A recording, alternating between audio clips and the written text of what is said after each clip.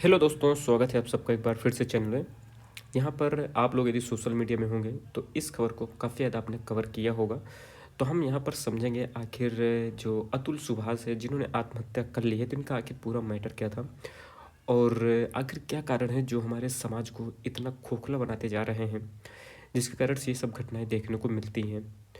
और सबसे बड़ा दोगलापन यही है ना कि हमारा समाज जेंडर इक्वलिटी की बात तो करता है, लेकिन कई बार होता क्या है, जेंडर इक्वलिटी के चक्कर में हम मेन की जो समस्या है यानी आदमी की जो समस्या है उनको इग्नोर कर देते हैं। ठीक है, यहाँ पर देखिए महिलाओं का भला करना, उनके बारे में सोचना बहुत ही अच्छी बात है और उनके बारे में सोचना भी चाहिए। लेकिन थोड़ा सा हमें ना पुरुषों के बारे में भी सोचना चाहिए कि कभी कभी होता क्या है कि हमारे कानून जो है इतने ज़्यादा मतलब वुमेन सेंट्रिक हो जाते हैं कि वो पुरुष यानी जो मेल है उसकी समस्याओं पर ध्यान नहीं देता है और हमारी पहली नज़र में ही हमें लगता है कि आदमी ही गलत होगा। आप लोग भी अक्सर अपने मोहल्ले में या अपने आसपास के माहौल में देखते होंगे, कभी भी कोई आप देखेंगे घटना होती है उस पर एक पहली दृष्टता हमें क्या लगता है कि ये पुरुष ही गलत होगा अगर पुरुष महिला की लड़ाई हुई है। लेकिन कभी कभी होता है कि आप वर्तमान में देखते हैं, देखिए ग्लोबलाइजेशन जैसे ही हम देखिए विकसित हो रहे हैं ना, ये हमारे यहाँ समस्या भी आती है और ये अच्छी बात भी है गलत बात भी है, दोनों चीज़ें हैं। यहाँ पर होता क्या है ना, पुरुष भी देखिए जब आत्मनिर्भर होगा, महिला भी जब आत्मनिर्भर होगी, तो यहाँ पर दोनों के मध्य ही टकराव की स्थितियाँ बनने के चांसेस रहते हैं। ठीक है, आप लोग खुद भी जानते हैं। लेकिन यहाँ पर समझना ये होता है कि एक दूसरे को समझे कैसे। लेकिन यहाँ पर जो घटना है उसे हम पहले देख लेते हैं, बाकी बातें होती रहेंगी।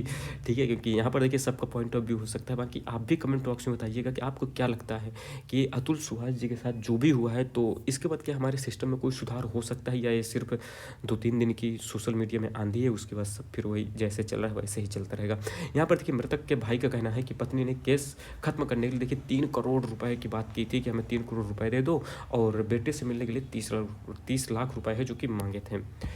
यहाँ पे देखिए बेंगलुरु के एक ऑटोमोबाइल कंपनी के उप महाप्रबंधक के पद पर ये काम कर रहे थे, जिन्होंने सोमवार को कथित तौर पर आत्महत्या कर ली।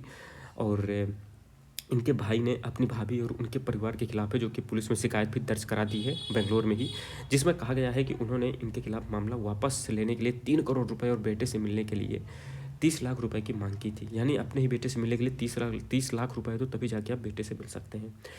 यहाँ पे देखिए मुन्ने कोलाल निवासी जो हैं अतुल सुभाष, तो ये बिहार के रहने वाले थे। ठीक है, ये सोमवार को अपने अपार्टमेंट में मृत पाए गए हैं। उसकी मौत के बाद उनके भाई विकास कुमार जो हैं, इन्होंने सोमवार को सुभाष की जो पत्नी है, सुभाष की अलग से रह रहे जो अतुल सुभाष है, उनकी जो पत्नी थी निकिता सिंघानिया, उनकी मां निशा और उनके भाई अनुराग और उनके चाचा सुशील के खिलाफ शिकायत है जो कि दर्ज कराई है।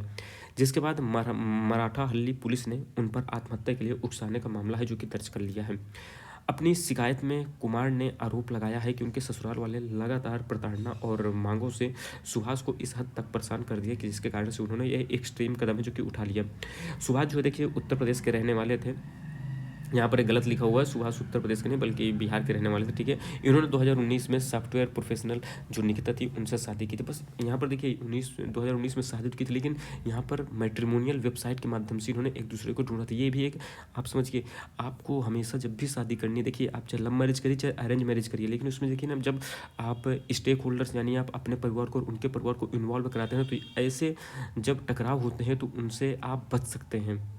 जब आप स्वयं की मर्जी से और बिना मतलब अपने परिवार को और उनके परिवार को लिए बिना शादी करते हैं ना, तब ऐसी समस्याएं ज़्यादा देखने को मिलती हैं। और यदि आपको देखिए शादी करने में भाई साहब सोशल मीडिया के माध्यम से कभी मत करिए, विश्वास ही मत करिए कि बहुत अच्छा है ये बहुत बुरा है। क्योंकि सोशल मीडिया की दुनिया ना आपकी एक मतलब आर्टिफिशियल दुनिया है। आपको जो दिख रहा है ज़रूरी नहीं कि वही हो। सोना अक्सर वहाँ मिट्टी ही निकलता है। आपको चीज़ें लग रहा है यार बहुत अच्छी चीज़ें हैं, लेकिन जब आप रियलिटी में उसे देखेंगे कर लगेगा अरे यार ये तो वहाँ बेकार थी। ये सब चीज़ें आप समझिए, आपको सोशल मीडिया पर कभी किसी पर विश्वास नहीं करना है। ना सोशल मीडिया पर उतना ज़्यादा हमें तवज्जो देना चाहिए और रिश्ते हमें सोशल मीडिया के माध्यम से नहीं बल्कि फेस टू फेस निभाने चाहिए। बाद में देखिए वो अलग हो जाते हैं। सुभाष पर हत्या, दहेज उत्पीड़न, अप्राकृतिक यौन संबंध आदि सहित आरोप हैं जो कि लगाए गए, जिसके माध्यम से इन पर 9 मामले हैं जो कि दर्ज किए गए थे। कुछ मामलों में इनके माता पिता को भी है जो कि आरोपी बनाया गया था। पुलिस ने बताया कि सुहास ने 24 पन्नों का एक नोट है जो कि छोड़ा, जिसमें उन्होंने अपनी आप बीती सुनाई और उन्होंने वीडियो भी रिकॉर्ड की। आप उसे सोशल मीडिया में देख सकते हैं भाई साहब, 1.5 घंटे का वीडियो। आप उस वीडियो को देखेंगे तो आप मतलब खुद ट्रॉमा में चले जाएंगे, मेंटल ट्रॉमा में। इसलिए एडवाइस यही कि आप मत देखिए, कोई मतलब नहीं है, ठीक है। ऐसी चीज़ें होती हैं, बस हाँ ये है हमें इन सब चीज़ों से सबक लेना चाहिए और ये सोचना चाहिए कि हम अपने समाज को बेहतर कैसे बना सकते हैं। और इस पर देखिए पुलिस को, प्रशासन को और साथ में हमारे जो गवर्नमेंट है, सरकार है, उसको भी सोचना चाहिए और नियमों में, कानून में थोड़ा सा सुधार करने की ज़रूरत है। जिसमें देखिए इन्होंने अपनी गर्दन पर एक बोर्ड लटका हुआ इन पे मिला है, जिस पर लिखा क्या था, न्याय मिलना चाहिए, यानी जस्टिस इज ड्यू, ऐसा ही इन्होंने लिखा हुआ था अपने ऊपर ही एक। उसने यह भी आरोप लगाया कि उत्तर प्रदेश में एक पारिवारिक न्यायालय के न्यायाधीश पर उसके ससुराल वालों का पक्ष लेने के लिए भ्रष्टाचार का आरोप भी है, जो कि लगाया गया था।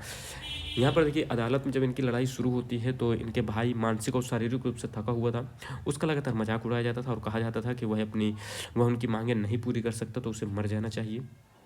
मीडिया से बात करते हुए उनके भाई ने बताया कि बिना किसी सबूत के उनके खिलाफ मामले दर्ज कराए गए, जिससे उनके भाई परेशान थे। उन्होंने अदालती सुनवाई में शामिल होने के लिए कम से कम 40 बार बेंगलुरु और जौनपुर, जो उत्तर प्रदेश में पड़ता है, यहाँ यात्रा की। काफ़ी ज़्यादा उन्होंने ट्रैवल भी किया। इसके कारण जब तारीखें मिलती थी, शादी के 8 महीने बाद उनका तलाक का मामला दायर कर दिया जाता है।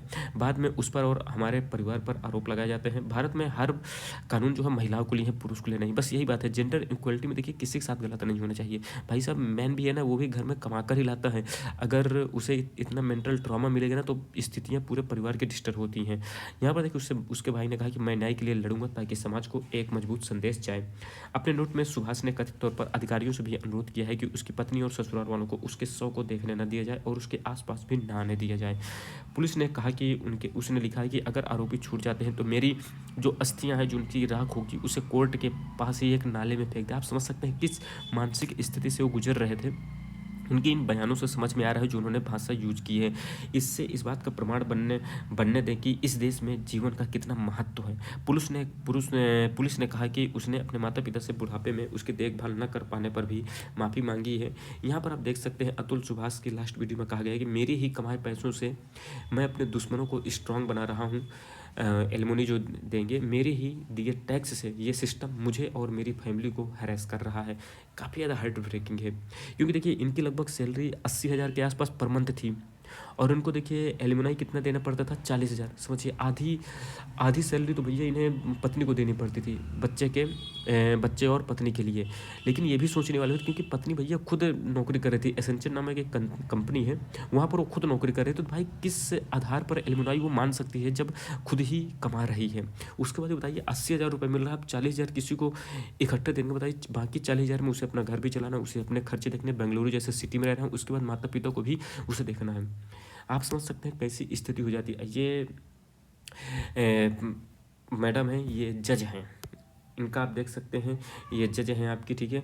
यहाँ पर रीता कौशिक है जज, जो मैंने फोटो दिखाई, रीता कौशिक है जज। देखिए यहाँ पर कहते हैं ये एक चैट है जो इन्होंने की थी, my name is Atul Subhash. यहाँ पर जज कहते हैं ये केस सेटल क्यों नहीं कर लेते हैं, तो जो अतुल सुभाष वो क्या कहते हैं, मैम ये लोग पहले 1 करोड़ की डिमांड कर रहे थे और अब ये एंट्रीम मेंटेनेंस के ऑर्डर के बाद ये लोग 3 करोड़ की डिमांड कर रहे हैं। जज कहते हैं फिर होंगे तुम्हारे पास 3 करोड़, इसीलिए मांग कर रहे हैं। आप समझ लीजिए इनकी संवेदनहीनता किस कदर थी। मतलब एक होता है ना कि आप भाई रुपये कोई मजाक थोड़ा ना, इस तरह इतना ओवर रेट। इसको देखिए जो अतुल सुभाष वो क्या कहते हैं, मैम आप पिटीशन देखिए, इन लोगों ने कैसे कैसे इल्ज़ाम लगाए हैं, मेरी और मेरी फैमिली से नहीं मिलने दिया जा रहा है, ये खुद घर छोड़ के गई है, मुझे और मेरी फैमिली को हरास कर रही है, मुझे बेंगलोर से जौनपुर आना पड़ता, लगभग 40 बार आते हैं।